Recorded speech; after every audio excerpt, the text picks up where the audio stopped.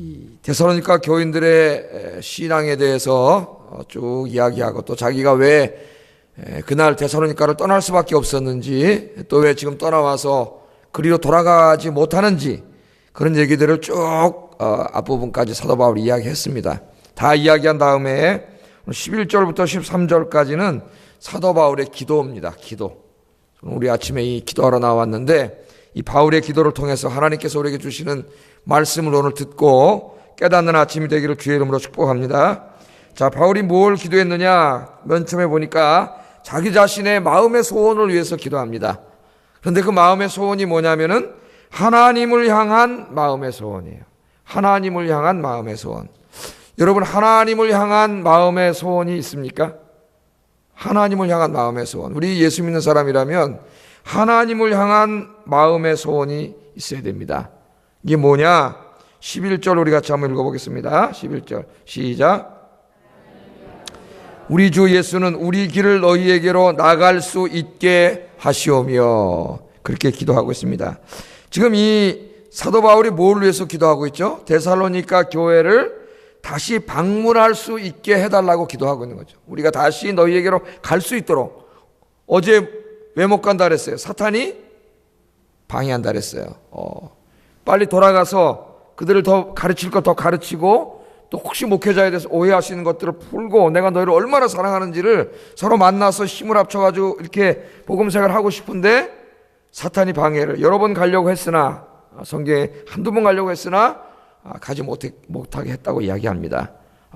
그런 가운데 오늘 사도 바울이 기도를 드리는데 하나님 우리 아버지와 우리 주 예수께서 우리의 길을 그러니까 바울과 실라와 디모데와 그 일행들의 길을 다시 너희에게로 나갈 수 있게 해달라고 우리 이 사도 바울이 기도하는 거예요. 다시 갈 수 있도록 이렇게 기도를 하고 있습니다. 왜 바울이 데살로니가 교회를 다시 방문하기를 희망합니까? 바로 그 10절에 있어요. 10절 읽어보겠습니다. 시작.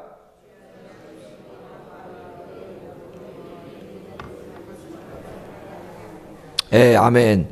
지금 어제 공방을 한번 생각해 보세요. 이제 그 데살로니가를 떠나가지고 베레아를 거쳐서 아테네까지 왔죠.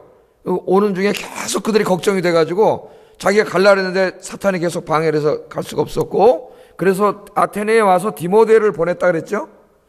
디모데를 보냈는데 디모데가 데살로니가 교회에 갔다가 그들의 소식을 가지고 바울에게로 왔어요. 어제 우리 살펴봤죠.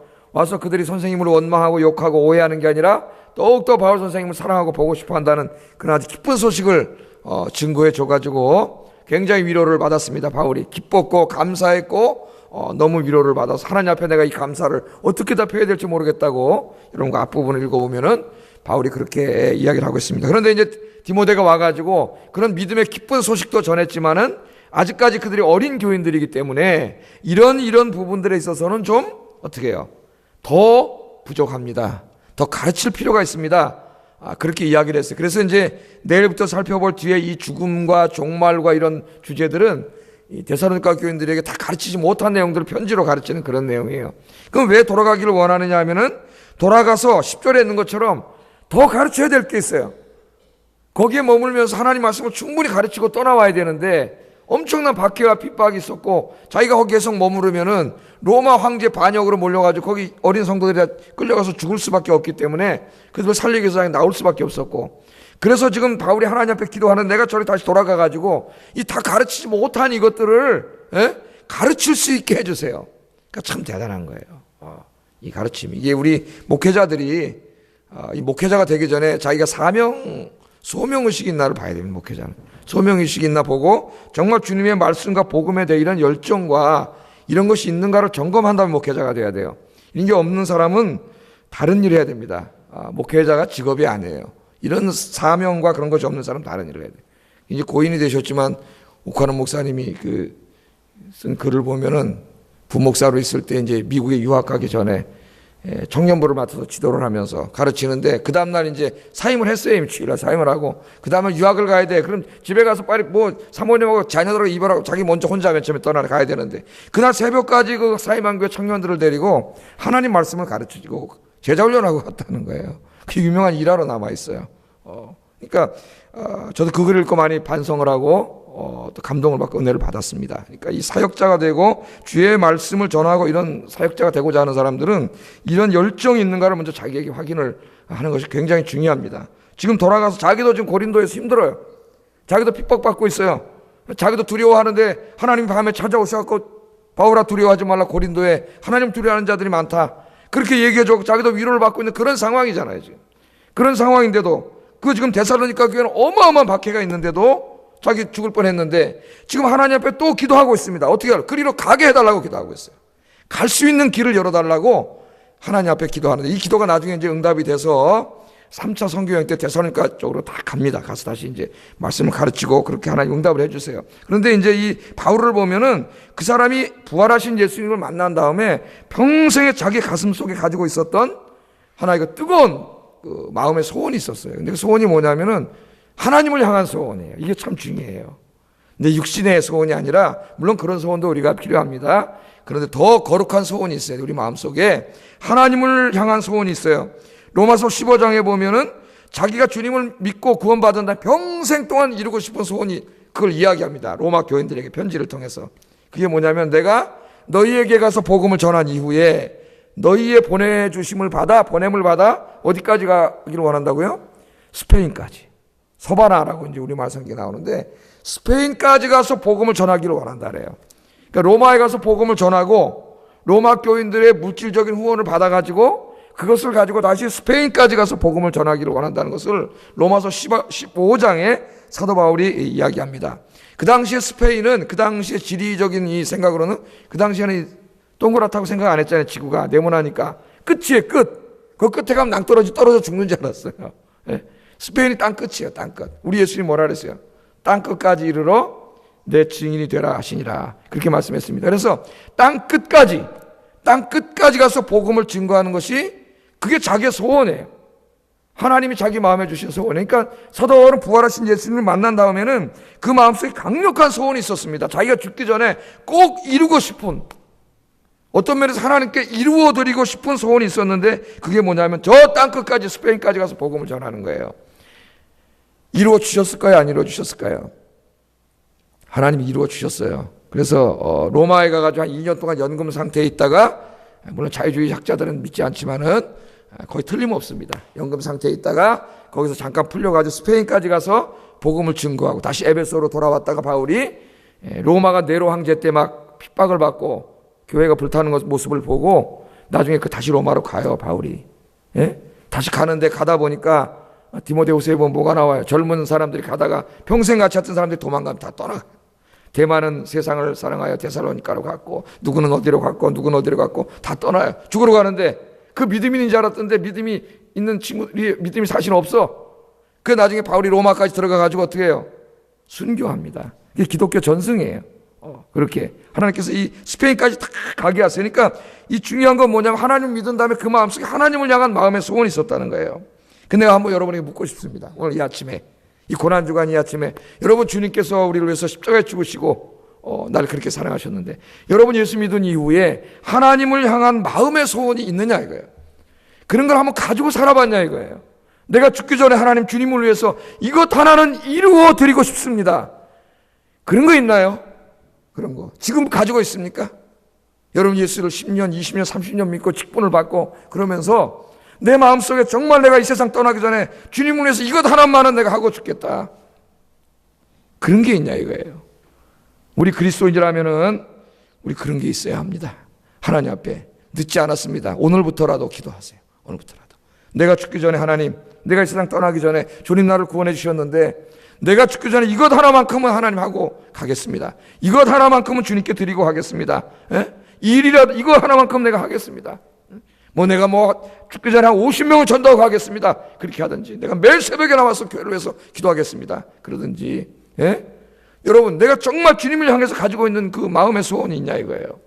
제 마음의 소원이 있죠. 목회자는 주님 나의 교회를 맡겨주셨는데 내가 은퇴할래 보니까 20년 남았어. 아직까지 은퇴할래 내가. 예? 내가 이제 자유로 일찍 은퇴하면 몰라도 임기까지 하면 20년 더 남았어요. 생일날까지니까, 생일 전날까지니까. 예? 내가 하나님 맡겨주신 이 교회와 내 성도들을, 내 이 바울이 오늘 그 다음에 성도들을 위해서 기도해요. 이제 정말 하나님 앞에 점도 없고 흠도 없는 거룩한 성도들로 하나님 앞에 가면 다 칭찬받는 성도들로 내가 양육하고 만들게 해주시고 이 교회를 부흥시키게 해주시옵소서. 제가 하나님을 향하여 가지고 있는 마음의 소원이에요. 마음의 소원. 여러분은 병신도로서 어떤 소원을 가지고 있습니까? 오늘부터 기도하세요. 내가 죽기 전에 하나님, 내가 건강해서 이렇게 움직일 수 있을 때 내가 하나님 정말 이것만은 하나님 꼭 하고 가겠습니다. 오늘 그런 거 마음속에 하나님 여러분 가지시고 오늘 바울처럼 평생 기도해서 이 세상 떠나기 전에, 언제 떠날지 모르는 세상인데 반드시 이루고 가셔가지고 하나님 옆에 섰을 때 그걸 제물로 내려놓을 수 있기를 주의 이름으로 축복합니다. 그게 바로 뭐라고요? 나의 기쁨이요 소망이요 나의 면류관이라 그렇게 하나님 이야기했는데 오늘부터 기도하세요. 그게 뭘지. 그냥 예수 믿으면서 평생 그냥 교회나 왔다 갔다 하다가 그렇게 죽으면 어떡하겠어요? 하나님 앞에 가가지고 부끄러워서. 오늘 그런 마음의 소원을 갖기를 주의 이름으로 축복합니다. 아마 어떤 분들은 그런 소원이 아마 있을 거예요. 기도하세요. 바울처럼 하나님이 반드시 이루어 주실 줄로 믿습니다. 바울은 그것을 기도합니다. 내 마음의 소원 이루어달라고. 그 다음에 두 번째는 이제 데살로니가 교인들을 위해서 기도해요. 교인들을 위해서. 목회자가 교인들을 위해서 기도한 내용이에요. 그러니까 제 입장에서는 제가 여러분들을 위해서 기도해야 되겠죠. 그러나 여러분들 입장에서 보면 이 기도는 누구를 위해서, 자기가 자기를 위해서 기도해요. 여러분 그렇게 받으시면 돼요. 우리 교육자들은, 우리 목회자들이 성도들을 위해서 해야 할 기도로 우리가 실천을 하고, 여러분들은 목회자가 여러분을 위해서 기도한 거니까 여러분이 여러분을 위해서 기도해야 될 제목입니다. 세 가지를 기도합니다. 바울이 고린도 교인들을 위해서. 첫째는 뭘 위해서 기도하냐면 우리 목회자들은 이걸 본받아야 되겠죠. 12절 우리 같이 한번 읽어보겠습니다. 12절 시작.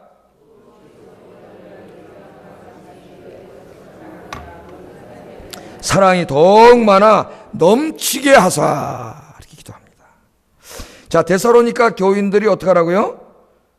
우리가 너희를 사랑함과 같이, 이제 우리는 바울 일행을 말하는 거죠. 사랑함과 같이 너희도 피차간에, 피차간이니까 어떻게 우리 여러분끼리입니다. 여러분끼리, 성도들끼리 어떻게 하라고요? 모든 사람에 대한 사랑이 더욱 많아 넘치게 해달라고 기도하고 있어요. 그러니까 여러분끼리 서로 사랑을 하는데 그 사랑이 어떻게 해요? 더욱 많아 넘치게 해주세요. 그런데 친한 사람만 사랑하게 해달라고 그랬나요? 피차간과 모든 사람에 대한 사랑, 모든 사람에 대한 사랑이 더욱 많아 넘치게 하여 주시옵소서. 그렇게 기도하고 있습니다. 이 데살로니가 교인들은 이미 바울이 칭찬했어요. 우리 제일 첫날 공부했죠. 사랑에 수고가 있는 교회라고 칭찬했습니다. 그러니까 그냥 말로만 사랑해가 아니라 진짜 구체적인 행동이 있는 거예요. 사랑은 동사라 그랬죠. 형용사나 명사가 아니에요. 사랑은 구체적인 행동이에요. 구체적인 희생이에요. 구체적으로 찾아가서 도와주는 거예요. 성경의 사랑은 그런 사랑이에요. 그렇지 않은 것을 성경에서는 사랑이라고 이야기하지 않습니다. 행동이 없는 사랑은 사랑이 아니에요. 자, 그런데 이 사랑에 수고가 있다고 칭찬을 했습니다. 그런데 바울은 그들의 사랑이 지금보다 더욱 넘치게 해달라고 기도하고 있습니다. 그러니까 지금도 잘하고 있지만 그 사랑이 어떻게 해요? 더욱더 풍성해지도록, 더욱더 넘치도록 그렇게 기도하고 있어요. 그러니까 하나님께서 우리에게 요구하시는 성도 간의 사랑의 수준이 얼마만큼 되는가를 알 수가 있습니다. 이미 사랑의 수고가 있는 교회로 칭찬을 하고 있는데 이 바울은 그 사랑이 더욱 넘치도록 해달라고 기도하는 거예요. 더욱 넘치도록. 제가 이 부분을 설교 준비하면서 기도했습니다. 하나님, 우리 아현교회 성도와 성도들 간에, 또 성도와 목회자 간에 이와 같이 서로 사랑하여, 모든 사람 피차간에 서로 사랑하여 사랑이 넘치는 교회가 되게 해주세요. 여러분 그렇게 좀 기도해 주세요. 네? 사랑이 넘치는 교회가 되게 해주세요. 그래서 하나님 앞에 섰을 때 너 어느 교회 출신이냐? 아현교회입니다. 이야, 너 잘했다. 아현교회, 그 사랑 많은 교회. 예? 그렇게 칭찬받게 해주세요. 그렇게 기도했어요. 여러분, 우리 교회가 이처럼 사랑이 풍성한 교회가 되려면 우리가 어떻게 해야 됩니까? 저 사람이 날 사랑해 주면 되나요? 아니, 저 사람은 사랑이 없어. 저 사람 좀 사랑해야 돼. 그럼 되나요? 아니에요. 여러분에게 적용하세요. 여러분을 위해서 기도하세요. 여러분 자신이, 나 자신이 예수님의 사랑으로 충만해가지고 내가 다른 사람을 사랑하면 되는 거예요. 우리는 항상 사랑이 없다고 남을 원망합니다. 우리 교회는 사랑이 없어. 그럼 자기를 한번 생각해 보세요. 왜 사랑이 없죠? 자기도 사랑하지 않아요. 그 문제는 결국 자기의 문제예요. 그래서 여러분 우리가 기도해야 됩니다. 하나님, 이제 내 마음속에 데살로니가 교인들처럼 주님의 사랑으로 충만하게 해주세요. 충만하게. 여러분 충만이 뭐예요? 충만이. 플레로라고 헬라어는 이렇게 물을 따르면 이렇게 넘치는 거예요. 물이 가득 차면 흐르잖아요. 넘치잖아요. 그러니까 여러분 우리 안에 그리스도의 사랑이 플레로 하면은 그리스도의 사랑이 이렇게 차가지고 넘쳐서 흘러 넘치는 거예요.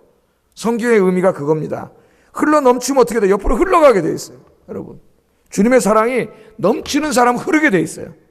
그래서 다른 사람을 사랑하게 돼 있어요. 여러분 그런 사람을 만나면 얼마나 좋아요. 따뜻하고 위로받고 그런 사람 없나? 어딨나? 그러지 말고 내가 그런 사람이 되기 위해서 여러분 열심히 기도하시는 여러분 되기를 주의 이름으로 축복합니다. 사랑이 뭐냐를 알려면 고린도전서 13장 4절 7절을 읽으라 제가 했습니다. 사랑은 어떤 추상적인 게 아니라 했죠. 사랑은 다 동사예요. 사랑은 오래 참아주는 것이고 사랑은 온유한 것이고 사랑은 시기하지 않는 것이고 사랑은 자랑하지 않는 겁니다. 사랑은 교만하지 않습니다. 사랑은 남에게 무례하게 행동하지 않습니다. 사랑은 자기의 유익을 구하지 않습니다. 사랑은 성내지 않습니다. 사랑은 악한 것을 생각하지 않습니다. 사랑은 불의를 기뻐하지 않고 진리와 함께 기뻐합니다. 사랑은 모든 것을 참아주며 모든 것을 믿어주며 모든 것을 바라며 모든 것을 견뎌줍니다.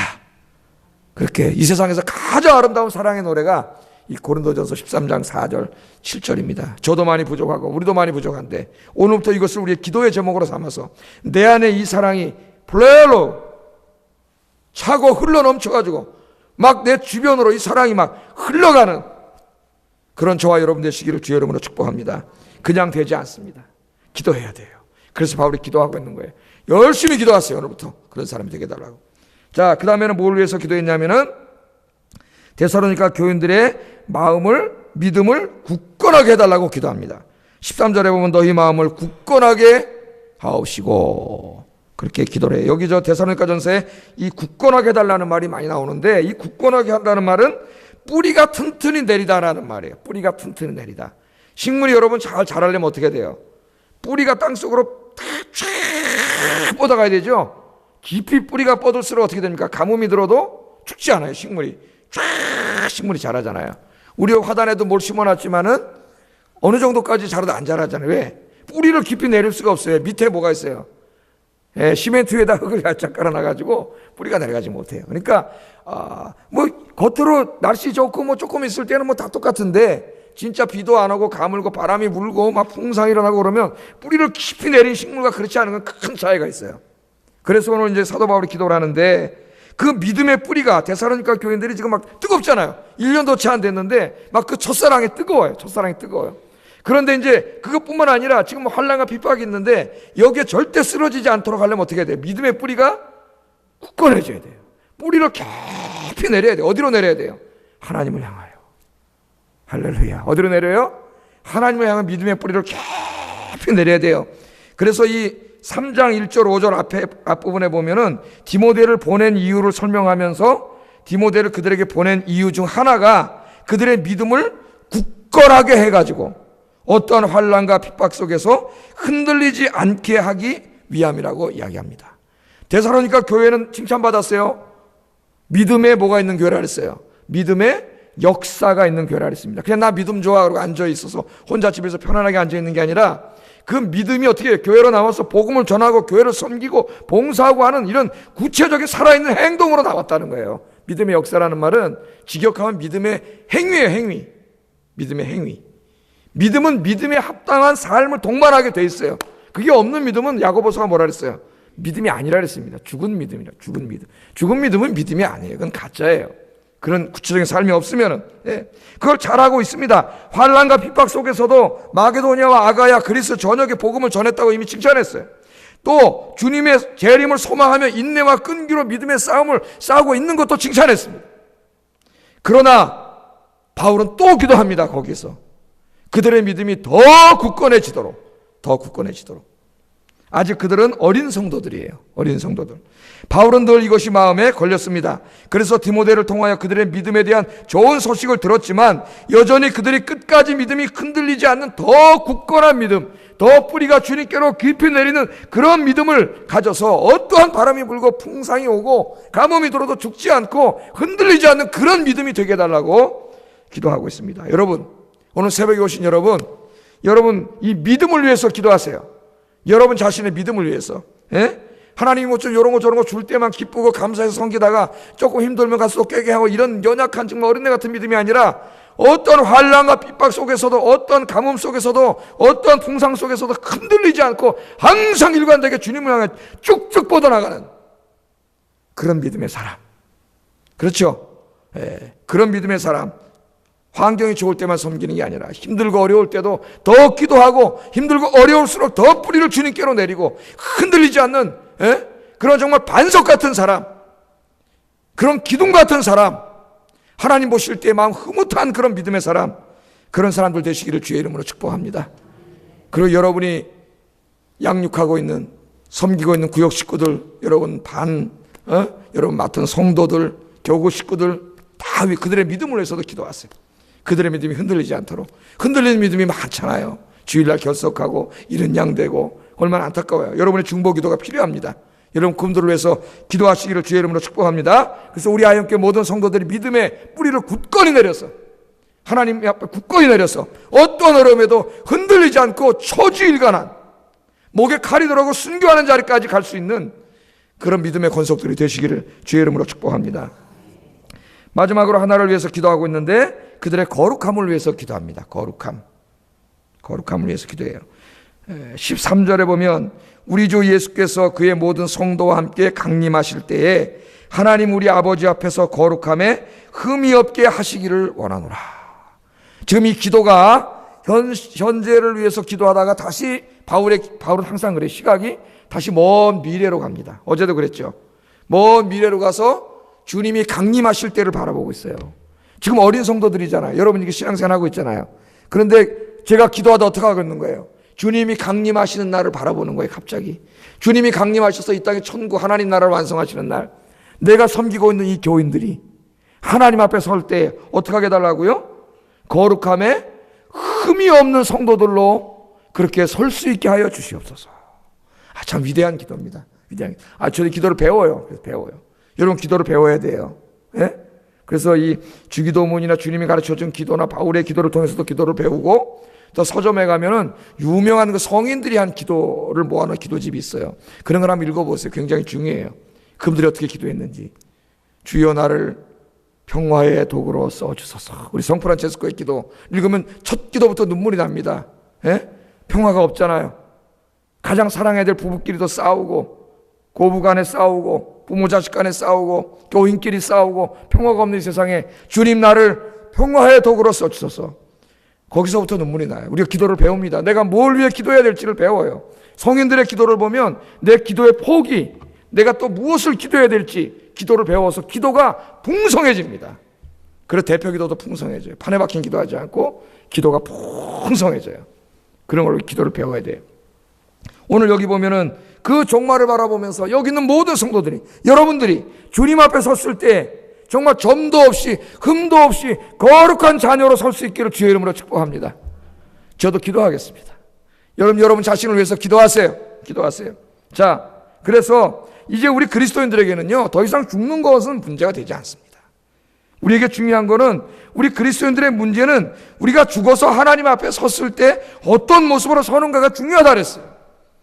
죽는 거 다 죽어요. 어차피 뭐 80에 죽든 90에 죽든 뭐 조금 시간의 차이가 있을 뿐이지, 너무 거기에 그런 걸 연연하지 마세요. 더 중요한 건 내가 이 땅에서 어떻게 살 것이며, 결국 하나님 앞에 섰을 때 내가 어떠한 모습으로 서느냐가 굉장히 중요하다니까요. 그것을 이 바울이 기도한 것처럼 주님이 강림하시는 그날을 늘 머리에 생각하는 사람은 오늘 하루하루의 삶을 엉망으로 절대 살지 않습니다. 왜? 지금 뭐라고 기도하고 있어요?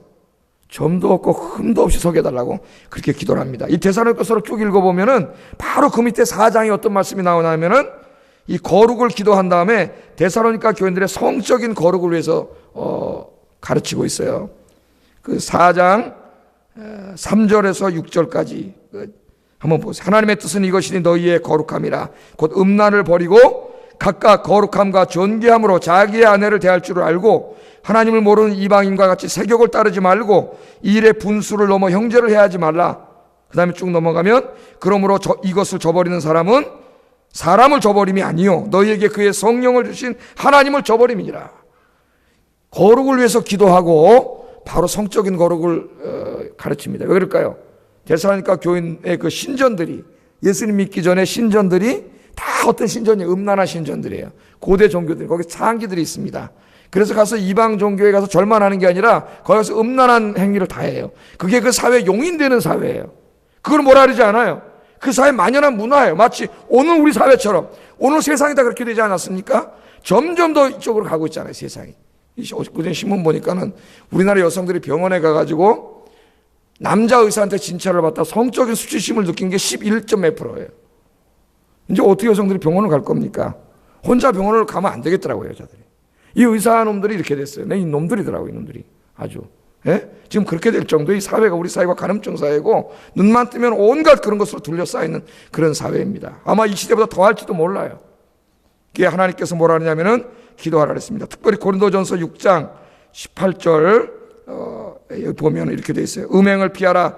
사람이 범하는 범죄마다 몸 밖에 있거니와 음행하는 자는 자기 몸의 죄를 범하느니라. 너희 몸은 너희가 하나님께로부터 받은 바 너희 가운데 계신 성령의 전인 줄을 알지 못하느냐.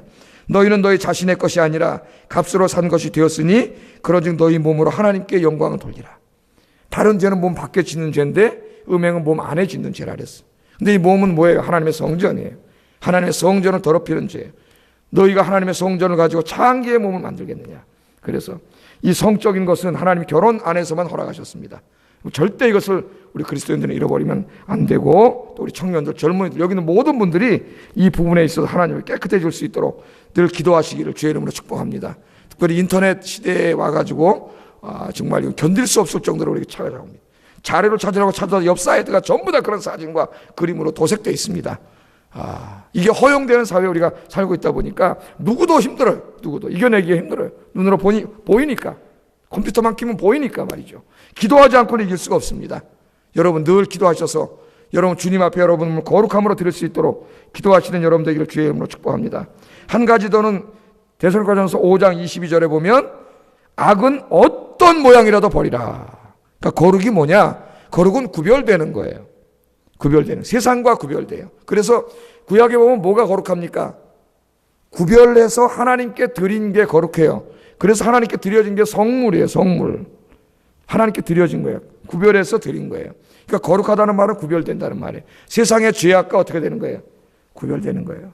그걸 데살로니가전서 5장 22절에는 악은 어떤 모양이라도 버리라. 여기다 이제 확장을 시켜요, 사도 바울이. 그 죄와 악은 그게 무엇이든지 간에 하여튼 모양도 버리라 했어요. 모양도. 여러분 이 죄가 와서 머릿속에 막 싹트고 막 이럴 때부터 여러분 아예 사탄아 올라가라 그러고 여러분 그 모양이라도 버릴 수 있는 여러분 되기를 주의 이름으로 축복합니다. 예수님이 왜 죽으셨어요? 저와 여러분의 죄 때문에 죽으셨습니다.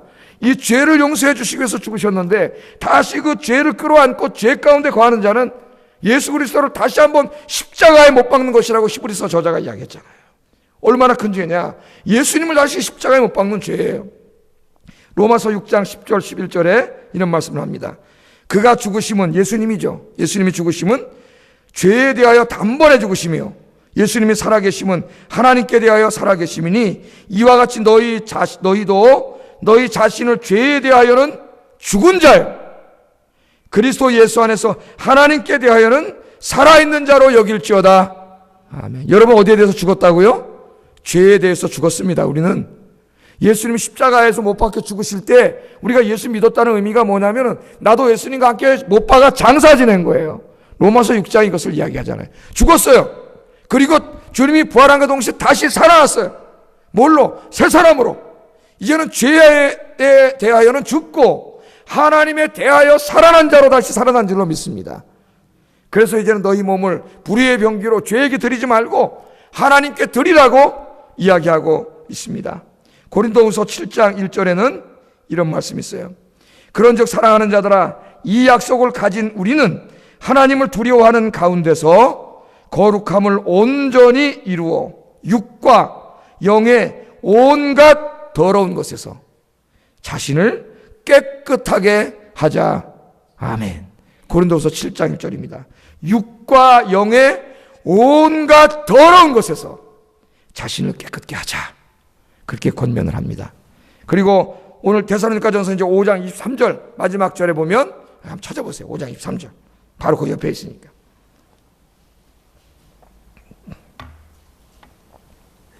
같이 읽어보겠습니다. 시작.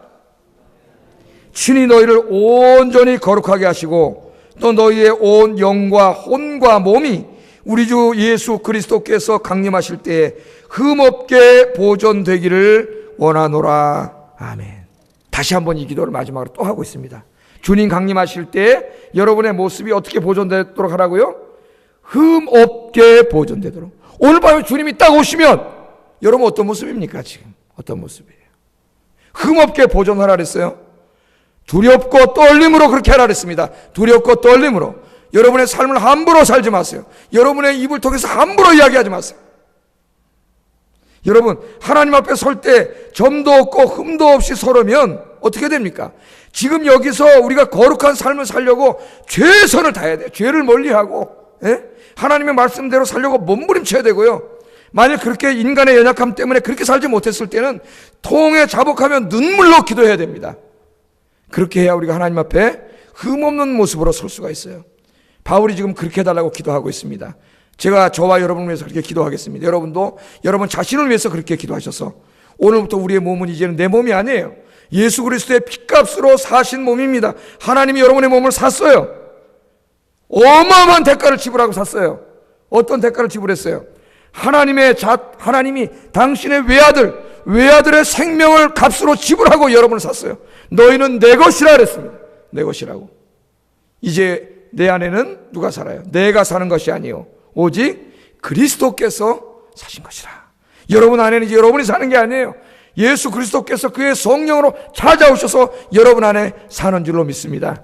오늘부터 우리가 두렵고 떨림으로 하루하루를 정말 거룩하고 경건하게 살기 위해 기도하며 몸부림치는 저와 여러분 되시기를 주의 이름으로 축복합니다. 기도하겠습니다.